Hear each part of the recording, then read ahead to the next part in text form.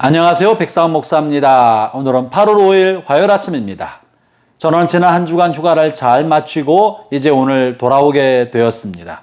지난 한 주간 말시하는 생명의 삶으로 말세아를 나누었습니다. 그리고 매일 성경은 그동안에도 계속 진행되어서 어제까지 해서 요한계시록을 다 마치게 되었고, 오늘부터는 구약의 소선지자 중에 하나인 스가랴서를 살펴보게 됩니다.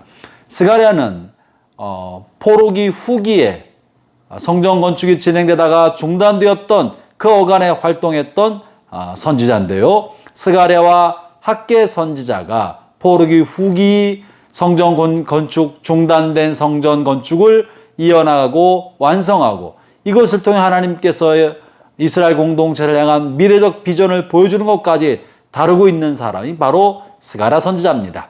스가랴 선지자 때 활동했던 총독은 스룹바벨 총독입니다. 이제 그 내용을 가지고 오늘부터 스가랴를 보는데 1장 1절부터 6절까지의 말씀입니다. 그 중에 2절과 3절 말씀을 제가 읽어보죠. 여호와가 너희의 조상들에게 심히 진노하였느니라.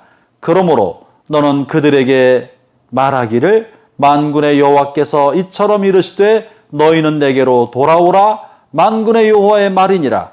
그리하면 내가 너희에게로 돌아가리라. 만군의 여호와의 말이니라. 본문에 있는 이 말씀은 매우 중요한 말씀입니다. 본문은 어떤 배경입니까?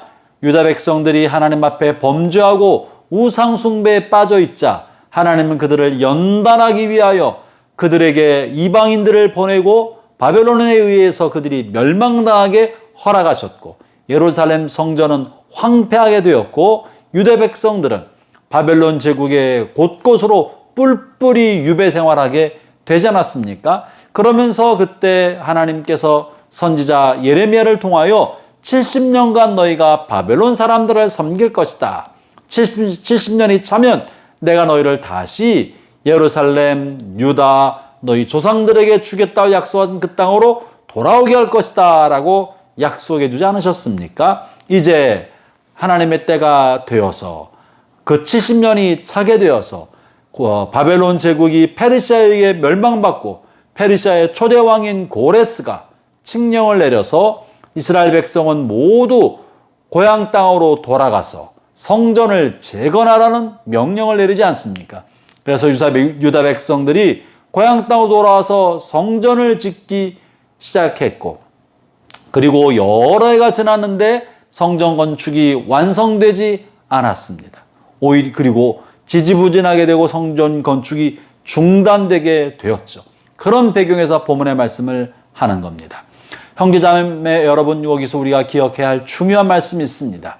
하나님께서 하신 약속의 말씀, 또한 하나님의 하시겠다고 하는 약속이 성취될 때가 되어도 하나님의 때는 시간의 경과와 시간의 연수가 있는 크로노스의 때가 아니라 하나님의 시간은 하나님의 백성이 준비되었을 때 카이로스의 시간이라는 사실입니다. 크로노스는 시간이 계량적으로 흘러가는 시간이라면 카이로스는 하나님의 때, 하나님 보시기는 질적인 때가 카이로스인 것입니다. 시간상으로는 70년이 훌쩍 지나고 있지만, 그러나 하나님의 백성들이 자신의 죄를 깨닫고 지난날 하나님의 진노하심과 연단과 징계를 깨닫고 돌이켜서 하나님을 향하여 마음의 방향을 바꾸고 삶을 바꾸지 아니한다면 하나님께서 어떻게 그들을 회복시킬 수 있으시겠습니까? 본문은 그 내용을 말하고 계시는 거예요. 70년 바벨론 포로 삶을 살 때 하나님은 이스라엘 백성 그리고 유다 백성을 볼 때 마음이 몹시 아프셨을 것입니다. 하나님이 사랑하는 자녀들에게 징계의 매를 들 때 아버지의 마음이 아프듯 하나님 마음이 아팠을 것입니다. 이제 그들을 회복시키려고 준비하고 계시지만 유다 백성들이 하나님을 향하여 전심으로 돌아오고 있지 않기 때문에 이때가 지연되고 있는 것이고, 이 지연되고 있는 그때 하나님은 하나님의 종 스가랴를 보내서 그들이 마음을 다시 한번 회복하여 하나님께로 전심으로 돌이키도록 말씀하고 있는 것이 오늘 본문의 말씀인 것이죠. 우리는 여기서 매우 중요한 교훈을 얻어야 합니다. 그것은 하나님께서 하나님의 백성들을 때로 징계로 사랑의 매로 연단하셔서 고난의 쓴물을 마시게 하시고 고생의 광야를 지나가게 하시지만 이 고난과 고생이 우리에게 유익이 되고 우리가 그것으로 인하여 우리의 죄와 우리 몸과 삶의 습관으로 배어있는 죄성과 죄악의 행실들을 뽑아내지 아니하면 어쩌면 고생은 헛고생이 될 수도 있다는 거예요. 고난을 통해서 하나님의 말씀을 배워야 합니다. 고난을 통해서 하나님의 뜻을 깨닫고 우리 자신이 변화되도록 해야 합니다. 그러지 않는다면 우리의 고난은 의미 없는 헛고생이 될 수도 있다는 거예요. 고난을 통해 버릴 것을 과감하게 버리고 하나님을 붙들고 단단한 믿음으로 살아갈 때 하나님께서 이들을 다시 회복시키시고 은혜로 회복시키시고 약속을 이루어 주시며 하나님께서 이들에게 우리에게 준비하셨던 하나님의 큰 일을 이루어 주신다는 것이죠. 그래서 주님께서 이제 때가 되었으니 그리고 그때가 지나가고 있으니 내게로 돌아와라. 내게로 돌아와라. 그러면 나도 너희에게로 돌아가겠다고 약속하고 계시는 것이죠. 아울러 본문 4절에서는요. 너희 조상들을 본받지 말라라고 말씀하고 계십니다. 이전에 악한 일을 행했던 고난받기 이전에 했던 나쁜 짓, 우상숭배, 번영을 쫓았던 죄성 이와 같은 것들을 다시 반복하지 말고 새로운 삶을 살라는 것이죠. 사랑하는 형제자매 여러분, 하나님이 여러분을 지금까지 인도해 오셨습니다. 여러분의 삶에 크고 작은 깨달음과 가르침을 주셨습니다. 우리가 죄악된 길로 가고 육신의 정욕과 이생의 자랑에 빠져서 잘못된 삶을 향해 갈 때 하나님이 이러저런 징계와 연단으로 우리를 돌이키게 주셨고 말씀의 깨우침을 통해 우리로 깨닫게 주셨습니다. 여러분 이것을 과거의 일로 던져놓으면 안 됩니다. 하나님의 말씀은 여전합니다.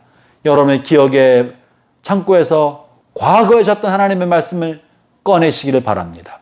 이전에 주셨던 주의 말씀을 다시 회상하기를 바랍니다. 하나님의 말씀은 여전합니다. 그리고 그 말씀을 붙들고 오늘의 삶을 신실하게 살아갈 때 여러분을 향한 하나님의 크고 놀라운 뜻이 여러분의 삶을 통해 성취되게 될 것입니다. 기도하겠습니다. 하나님 아버지 감사합니다. 하나님이 여러 차례 말씀하셨으나 우리가 육신의 정욕을 따라 잘못된 길을 가고 세상 사람들의 길을 쫓아 헛된 길로 가다가 고난과 고생의 쓴물을 마실 때가 얼마나 많았는지 모릅니다. 이제 돌이켜 회개하오니 주님 저희가 다시 하나님의 말씀을 붙들고 하나님을 경외하며 주님 한 분만 바라보며 우리 남은 생애를 살아가도록 이끌어 주시옵소서. 예수님 이름으로 기도합니다. 아멘.